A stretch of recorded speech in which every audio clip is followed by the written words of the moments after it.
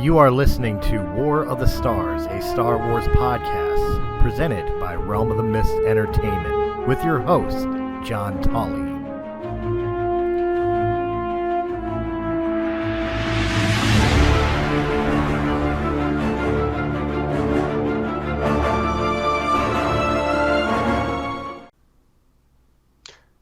Hello, everyone, and welcome back to War of the Stars, a Star Wars podcast, coming to you as always from deep within the Outer Rim, far beyond the watchful eyes of the Galactic Empire. My name is John Mark Tolly, and making his official War of the Stars debut, my new co-host, ladies and gentlemen, you know him as the Chronicler. Ladies and gentlemen, please welcome Ray. How are you doing today, man? Hey. So before we get any further, probably should do a little house cleaning here, just to clear up any confusion as to what happened to Chris. Hey, where's Chris? First of all, Chris was not fired. Chris did not quit or step down. A little behind the scenes thing is Chris does most of the heavy lifting here at Realm of the Mist. He's been doing most of the recording, guest host on pretty much all of the shows, and is pretty much doing all the behind-the-scenes stuff. So, and because of the scheduling conflict with when Realm normally records, we're recording a little bit earlier today, he's not able to do it. So to kind of lift the load on him, we've Ray here has picked up a little bit of the slack and is going to be recording, and eventually I'm going to be doing some recording too. But we're just trying to lift the load. But War of the Stars is still proud to be a member of Realm of the Mist, and will be for the foreseeable future. I don't see any indication of us ever leaving Realm of the Mist. We're very happy here.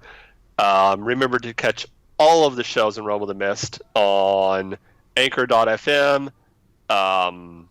We're back on Apple Podcasts. Pretty much anywhere you can find podcasts, you can find all of our shows. But because of some of the scheduling conflicts, this led to a great thing. We now have Ray.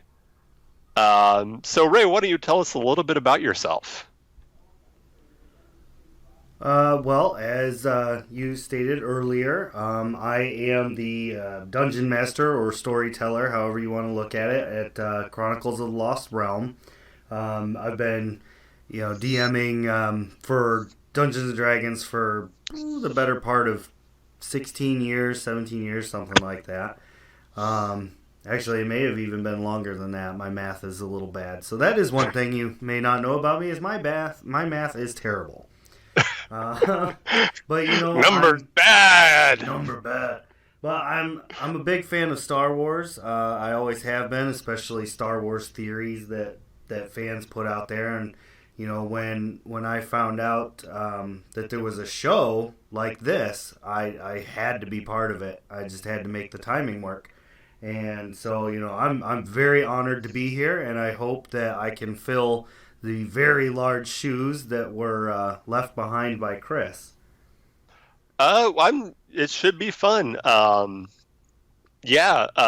going to start off right away with a little bit of news. Not a ton of news, surprisingly, considering we are right now in the middle of San Diego Comic-Con. The big news, I think the most controversial thing that has come out, is the release of some of the first look at some of the new characters and design, and the one that's caused the most controversy has been the Sith Trooper. I don't know if have you seen it yet? Yes, I have. What is your thought on the Sith Trooper? Oh, of course, with any rumor or release like that, it's all subject to a little bit of speculation and everything. But what I'm immediately reminded of is the Oh, geez. For lack of any other term, because I can't remember right off the top of my head, would be like the Imperial bodyguards. Yes. You know, Yeah, they had that. the Imperial, or even in Last Jedi, the Praetorian Guard. Right, right. Yeah, you know, Yeah, they had that same thing. red armor, and Yeah. you know, I Um, kind of wonder if these are maybe like alluding to a special branch of, you know, more specifically trained stormtrooper. yeah. Yeah, it's going to be interesting, because we haven't heard much of the Sith in the new trilogy. Right. Um, And that begs to question, because as we all know, these movies are kind of they take the direction of whatever the director sees, which, you know, that's fine. That's yeah. absolutely fine. But things that some of us have come to know have changed, you know, Yeah. and they've kind of introduced some Hollywooding, if you will. Mm-hmm. So my question would be, when we're referring to Sith, are we referring to the original species known as the Sith? Or are we talking about Sith in the terms of, you know, the Emperor, and, you know, that's my question. I, I mean, obviously, we won't know until Rise of Skywalker comes out in December. Right. I tend to think of this more along the lines of maybe an amalgamation of both. Maybe not necessarily the Sith as a species, but I think you're going to start seeing more of the Sith more along the lines of before the rule of two was introduced, where you'll have closer to a Sith empire, or at least people trying to start one, and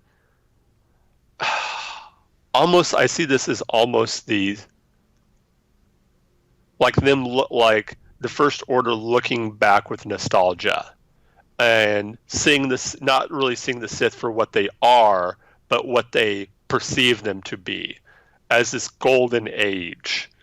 And so that's where I think the Sith Trooper will come in. I don't think they're necessarily the Sith species or even Force users. They're just using the Sith name. I see. In this instant. So more, you think it's going to be more them using the concept of the Sith. Yeah. Gotcha. And I think that's maybe where the Emperor, because we've already know that old Palps will be in Rise of Skywalker. Right. That's a big thing going around right now too.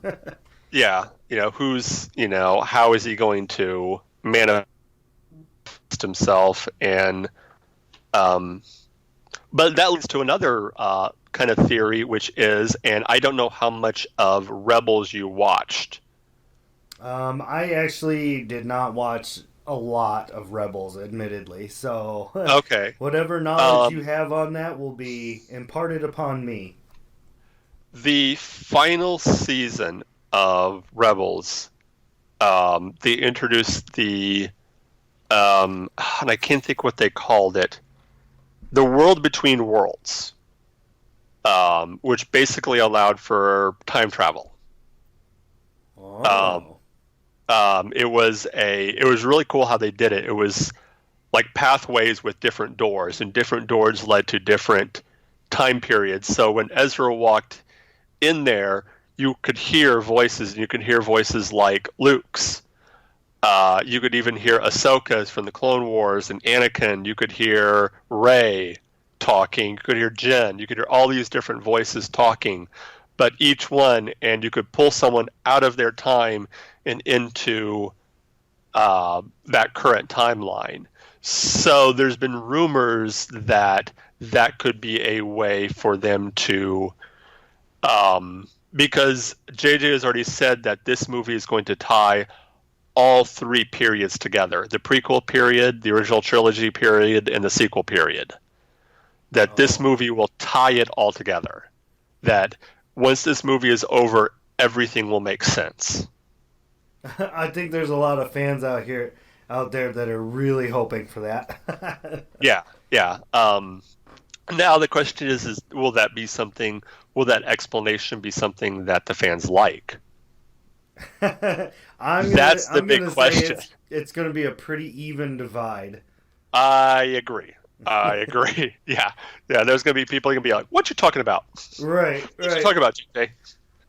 Or they'll start putting their own fan theories to it and whatnot, and they won't be able to leave well enough alone, and you'll have fans out there rewriting endings and. Oh yes, there'll be those who will demanding the complete striking of every. Right. Of all movies from canon, and like that's going to happen ever. Exactly. Like Disney's going to go, wait, you mean Star Wars fan 1942, 1979 doesn't like this? We need to rewrite the entire trilogy. Right now, right? But, right now.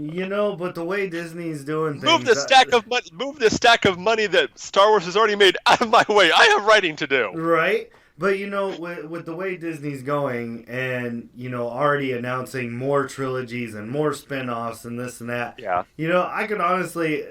It wouldn't be that unfathomable to see them go, oh, yeah, we'll write you an alternate ending. You can watch the entire movie and then wait for this alternate ending, but you're going to pay us again to watch it.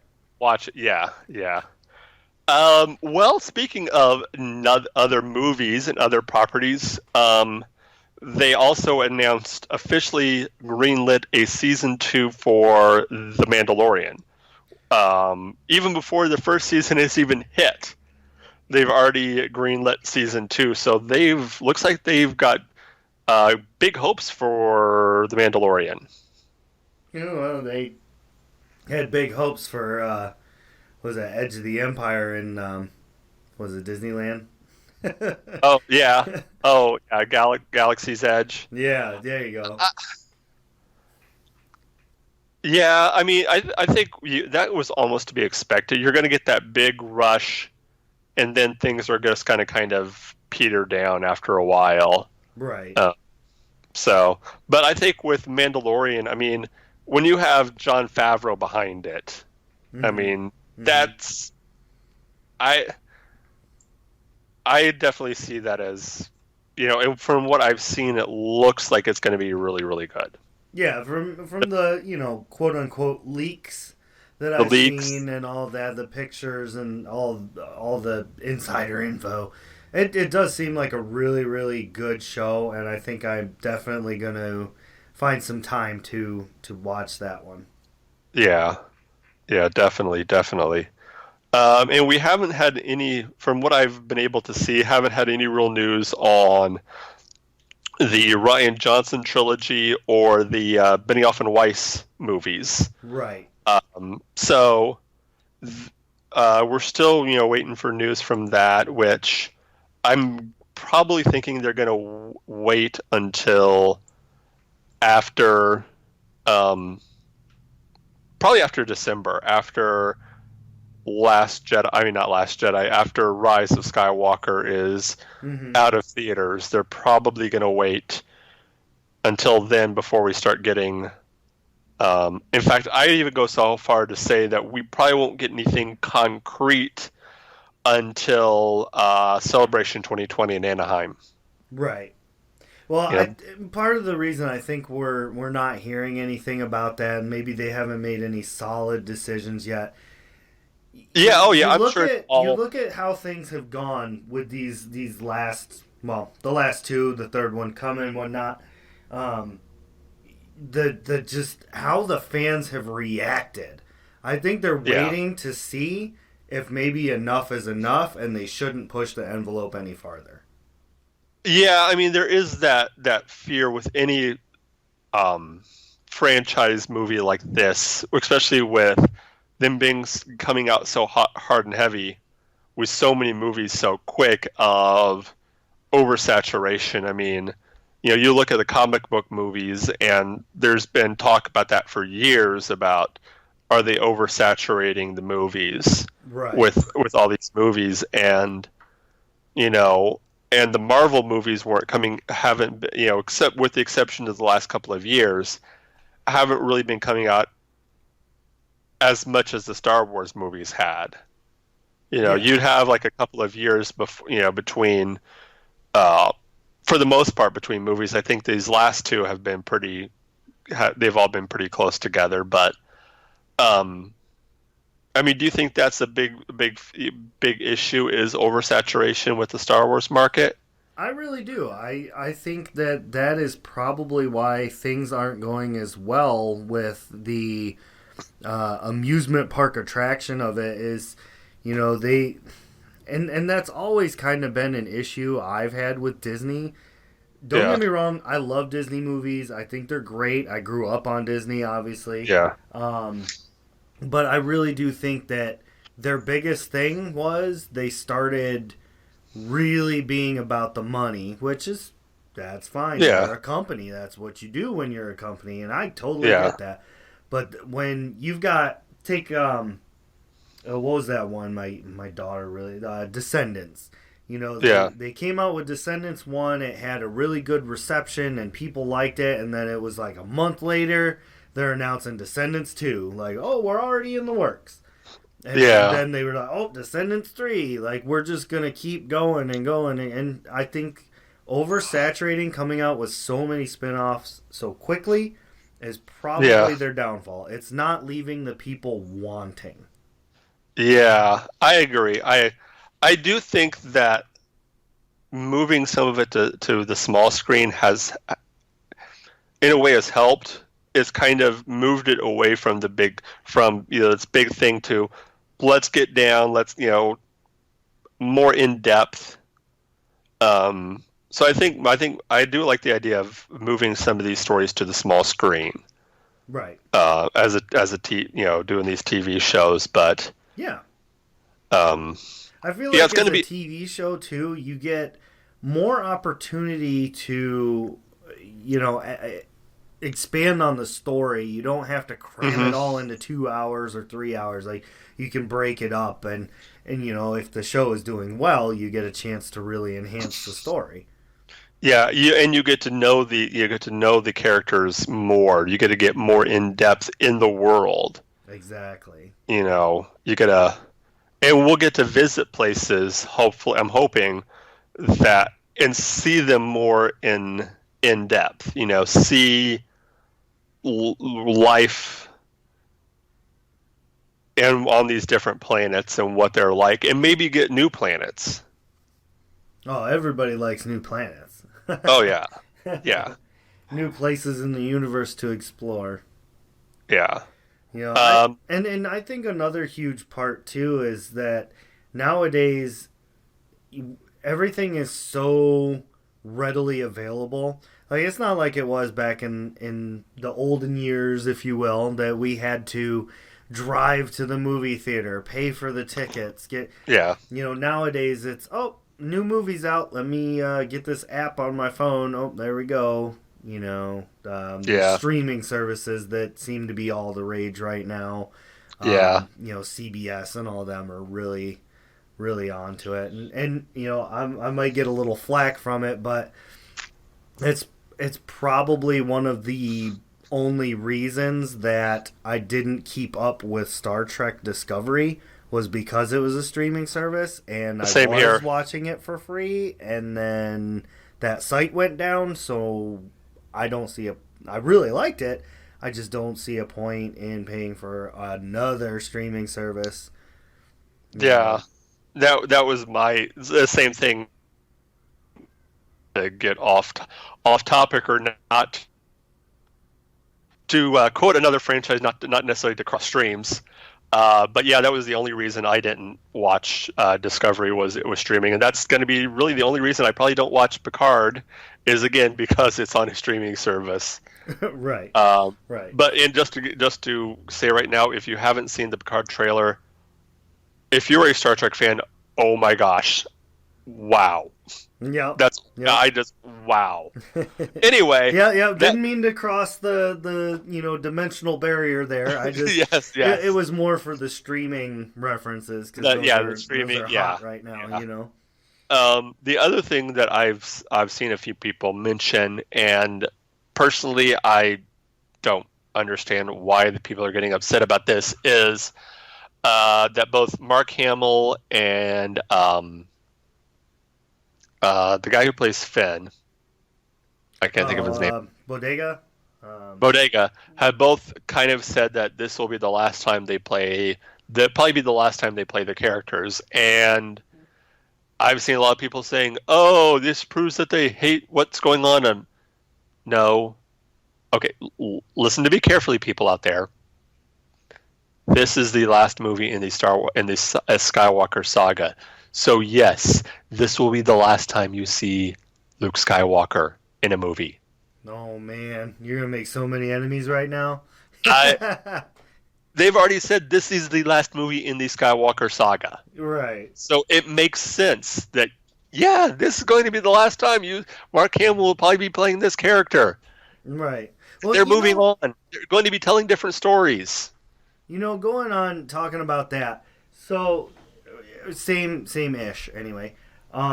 All these people got so spooled up, so bent out of shape about Han dying. Like, oh no, why would they do that? Blah, blah, blah. If you remember, Harrison Ford stated a long while ago, back with the original trilogy, that he did not want to continue the character.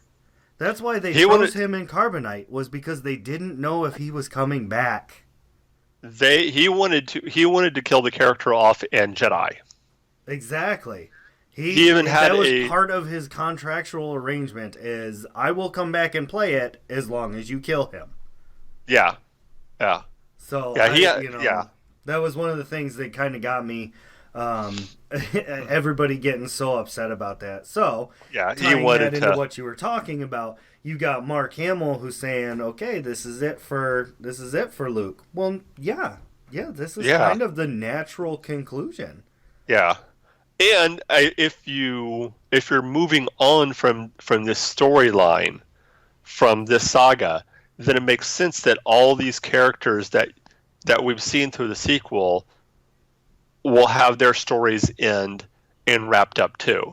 So if you wrap up these stories of Ray and Finn and Poe and Rose and all these other characters and Leia and Luke, why would we want to see them again?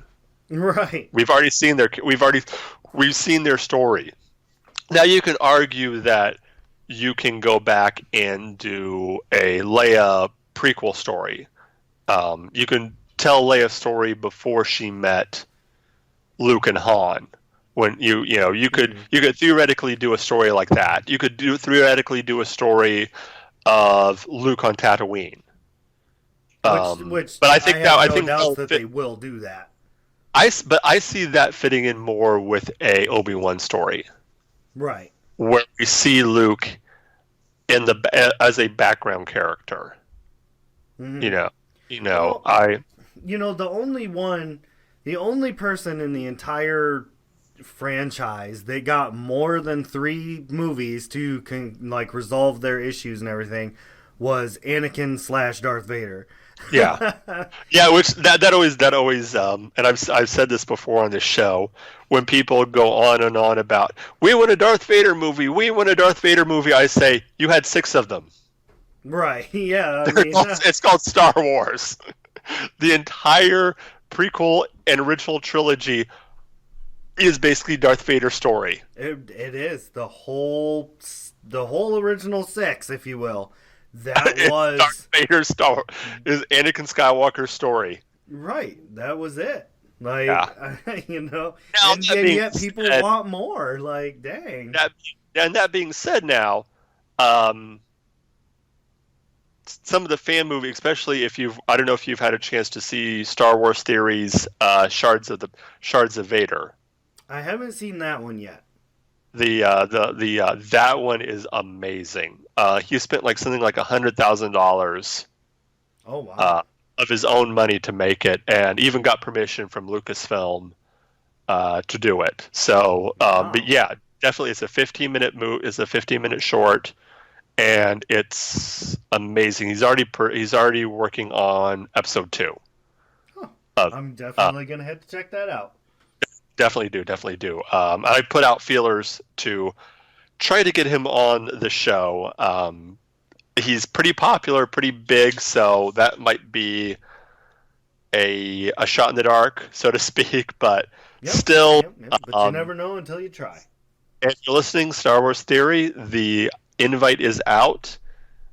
We'd love to come and talk to you, and just to talk Star Wars. That's what this show is all about, is just talking Star Wars.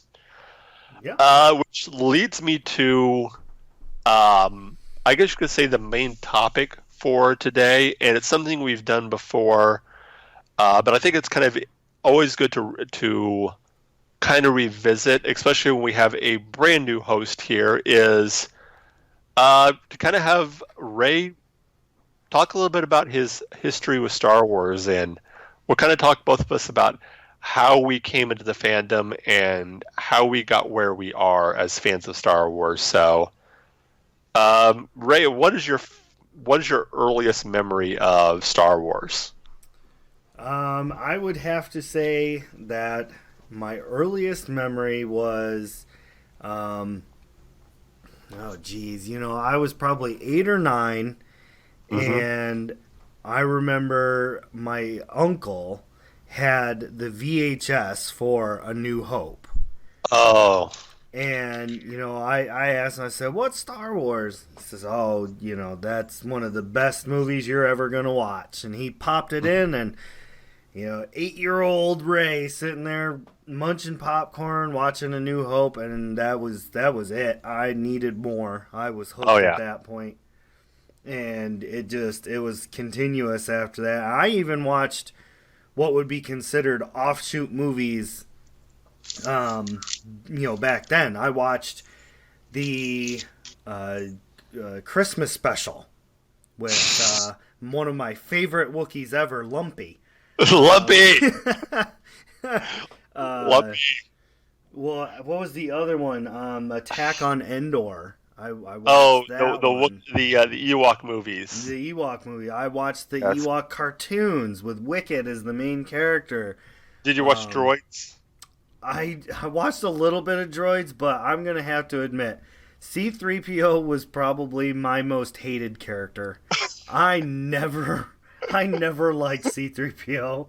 I love the theory that C-3PO is actually an Imperial spy. I could see him being an accidental spy. Yes. If any droid out there was an actual spy that knew they were a spy and was very good at covering up, I would go R2. Yeah, well, like I said, you said you haven't watched a lot of Rebels, but wait until you watch Rebels and then come back to me when you've met Chopper. I think wasn't Chopper also in Clone Wars? No. If he was, it wasn't on purpose, unless it was one of the later seasons, like season 6. But There might have had a droid in Clone Wars that was a spy, and he was constantly trying to get Anakin killed while R2 was droid napped. Yeah, no, I don't think that was Chopper. Okay, yeah, I'll have to make some time. Time is a precious commodity these days. Yeah, tell me about it. For me, my earliest memory was, let's see, I would have been about, trying to do the math. I would have been about 6 or 7, and we went to see Return of the Jedi in theaters. It was the first non-kids movie, like non-cartoon movie that I saw ever. Oh, wow. was Return of the Jedi, original run, and I remember being terrified of the Emperor. I could see that. Just being completely, he was the most terrifying thing I'd ever seen, to the point that I could not stay in the theater. I had to leave because I was too scared. But for me, Star Wars, I don't remember there not being Star Wars somewhere in my life. My cousin had all the toys. Mm-hmm. But I'd say my fandom started in high school. Like, it was something that was always there, and I always enjoyed it. But I was in high school, and I read, and I picked up the Timothy Zahn novels. Oh. I picked up the Thrawn trilogy for the first time, and was just enthralled. And from then on, I was just more and more of the books, and I think I pretty much read all the books right up until the Using Vong storyline in the books, and then I kind of fell off for a little bit. But yeah, that was kind of my introduction into, like, I want more of this. Right. Yeah. But yeah, that was kind of my introduction into becoming a Star Wars fan, and I think, like a lot of, at least my journey was kind of ebbed and flowed. I'd go through periods where that's all I wanted to do was Star Wars, and then, because there wasn't a lot out other than the books. Right. Out of sight, out of mind type of a thing. Yeah. So, you kind of, it's still there. Your fandom is still there, but other things, take priority. But now that it's out there all the time now, it's easier to, my fandom is definitely increased. As you can see, I have a podcast about Star Wars. Yeah.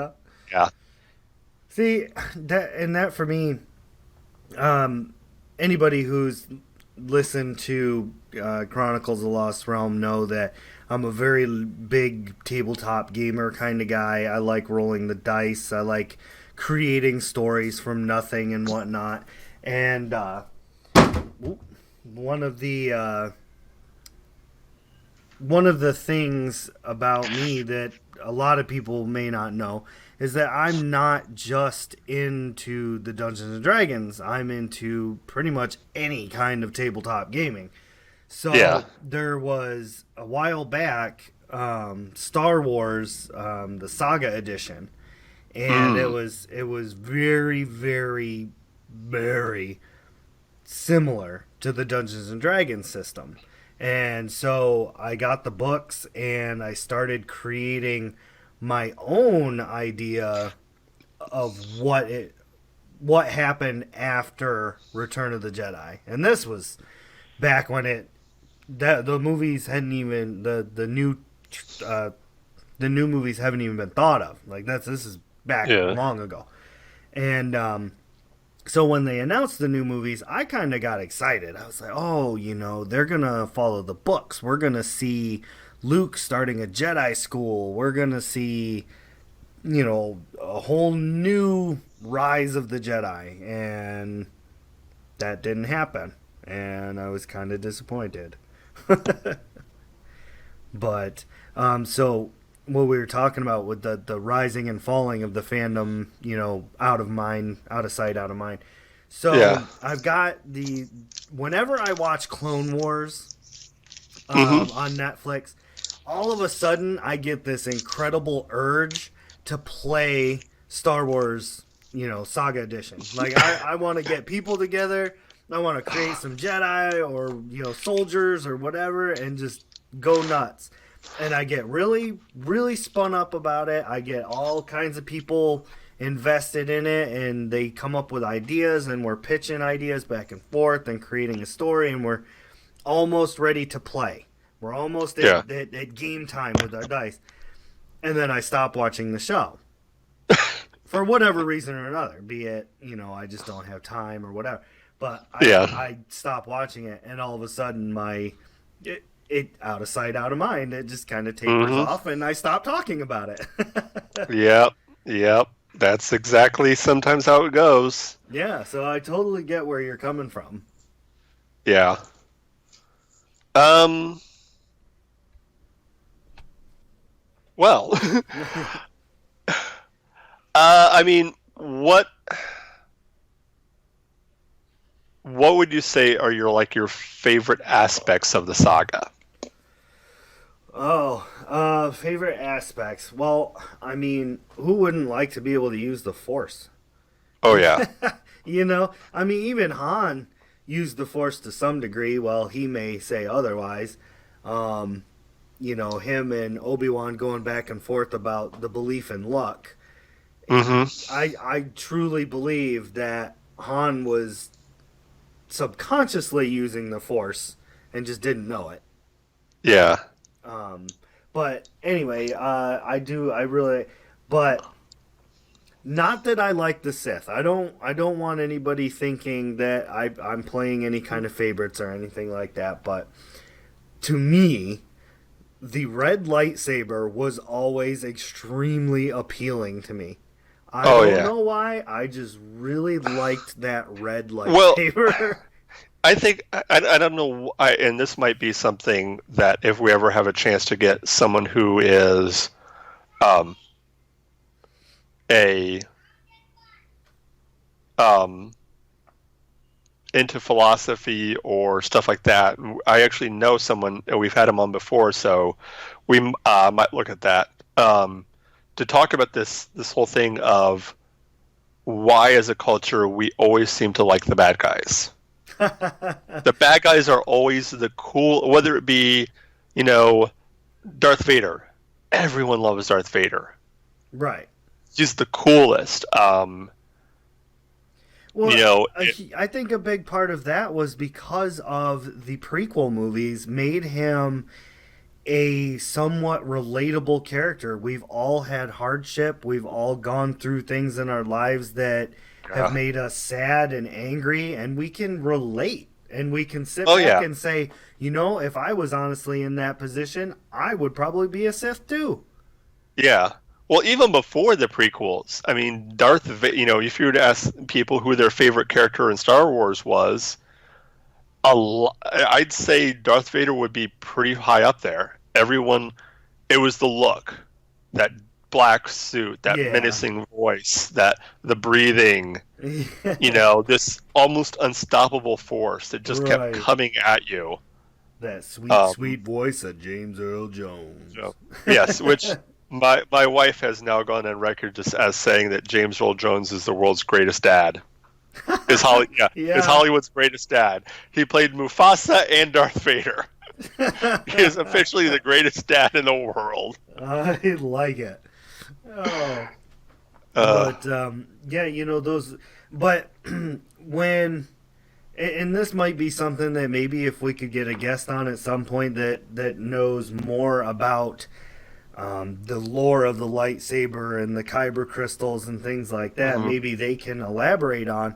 But so I was always under the, assumption or misconception that originally the reason their sabers were red, the Sith's lightsabers were red, was because that the kyber crystals that they used were artificially made. That was the old canon. Right, and then they changed it to it's an actual kyber crystal that they use the Force to bleed. Yes, they steal a kyber crystal from a Jedi's lightsaber, and then they pour in the dark side energy until the crystal basically starts to crack and bleed and turn red. Right. So when they initially released the trailer for the premiere of Kylo Ren, and he lit up that lightsaber for the first time in the trailer, and then a little crossguard popped out. Everybody was losing their minds about that crossguard. Well, look at it. Like, what good is that going to do? It's not going to stop anything, yada, yada, yada, going on and on. One of the things that I noticed about it, and this was a theory that I put out there, and I'm sure I was not the only one, so if somebody else that's listening also had this idea as a theory, I apologize. Like, I'm not trying to plagiarize. This is just something that I thought of, and I put it on my Facebook page a while back. Like when that trailer first came out, because people were really, really going on about it. So, Oh yeah. So my thought to it was using the old canon. There was no Jedi around anymore. There was nobody to teach them things. They were on their own. So if this guy was a new Sith and he was this artifact collector that people were throwing around the idea, and he just happened upon a lightsaber, or he built it himself, whatever. Anyway, my theory here was that he built the lightsaber and quickly realized that it would overheat if it didn't have some kind of venting system. So he made it to, incorporate aesthetically exhaust vents at the top of the hilt, which created the crossguard effect. That was my theory on it. That was all it was for, was just to purge the heat. I mean, this is a plasma laser, basically. Yeah, like basically, yeah. I mean, we watched Obi-Wan and we watched Qui-Gon.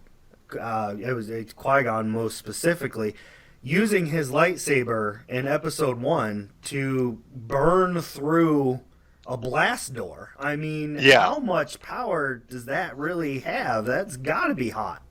And back then, they knew how to build them properly. This new guy doesn't know what he's doing. That was my thought on it. But then they changed the canon and everything went all crazy. And well, you're partially right. Those are basically exhaust vents. From what I understand, is when he was bleeding the crystal, something, either he put too much power in it or something went wrong, and the crystal cracked. And that's why you have, because if you notice when he ignites the lightsaber, it looks wobbly. Yeah. The blade looks kind of off, and that's because the crystal is cracked. It's not a completely intact kyber crystal.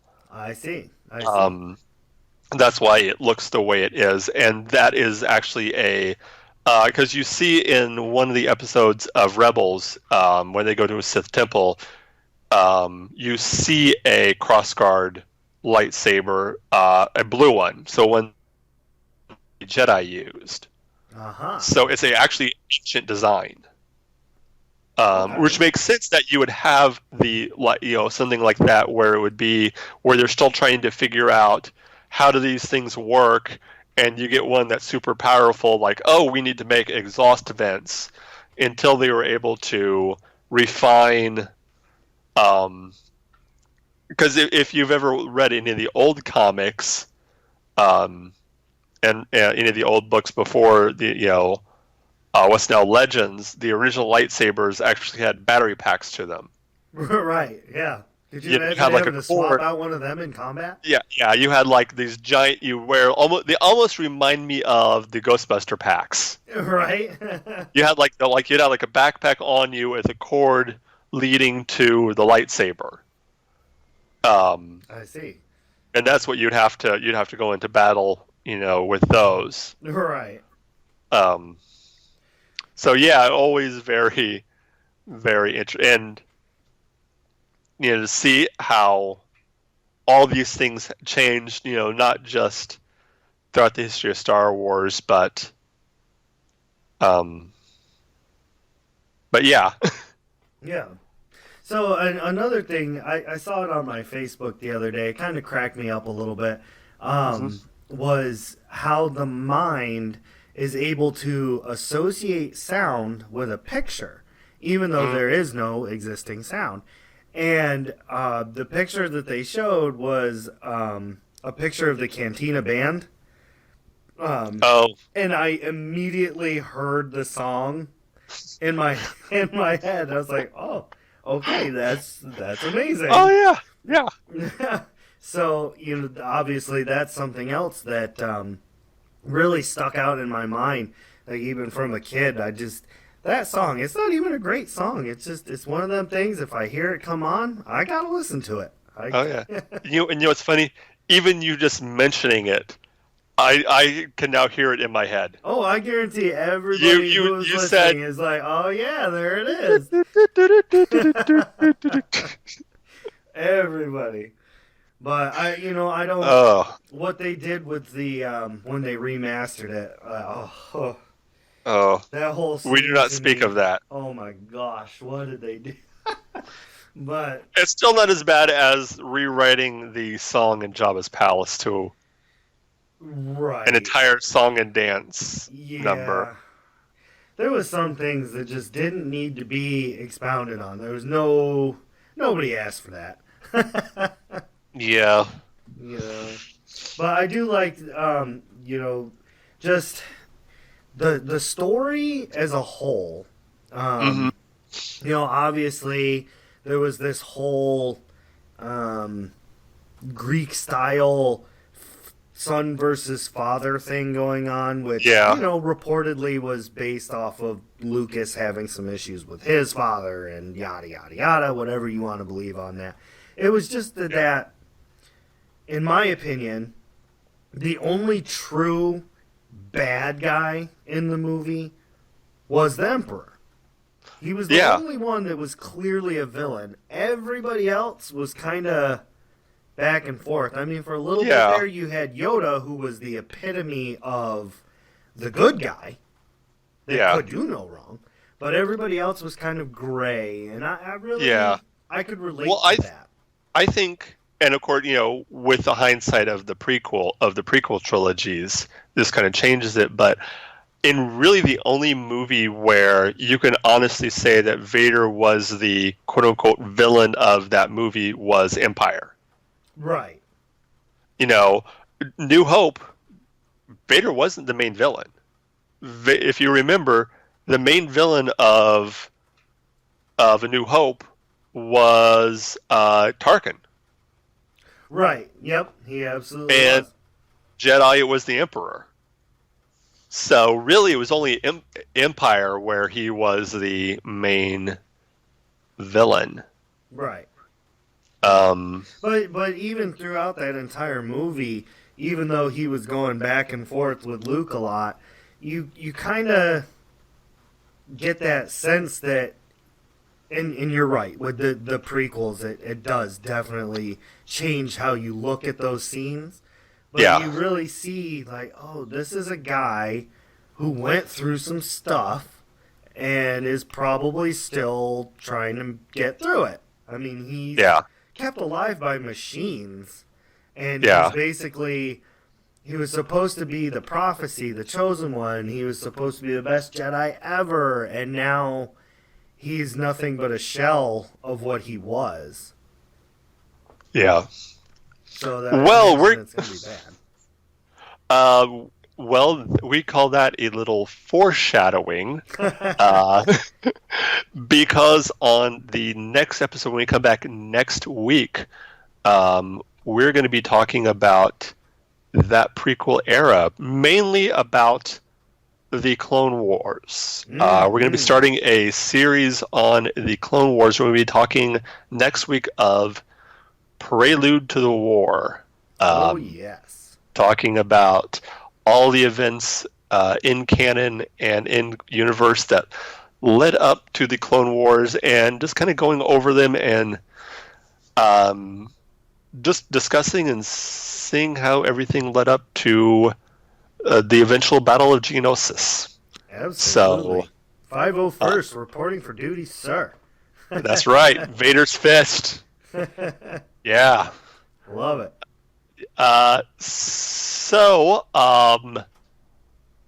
As always, remember you can check us out at anywhere that podcasts are heard. Check us out, of course, on anchor.fm. Links to all the sites where any of the Realm of the Mist podcasts are heard are there. Just go to anywhere you listen to podcasts, type in Realm of the Mist, and you should be able to find us right there. Ray, where can they find you? So I can be found storytelling at Chronicles of the Lost Realm on YouTube. Just type that into the search bar. If you go to Facebook and type in the exact same thing, we've got a nice page on there that we post the videos every Tuesday. That's our release day, so that's a nice centralized location. It'll take you right to the video on YouTube. And you can also find us on Instagram under, again, the exact same name, Chronicles of the Lost Realm. Awesome. You can find me, of course, on Facebook at Mark Tolly, on Twitter at JohnMarkTolly1, and on Instagram at JohnTolly3930. Email, if you want to email us, you can email us at realmofthemistentertainment@gmail.com.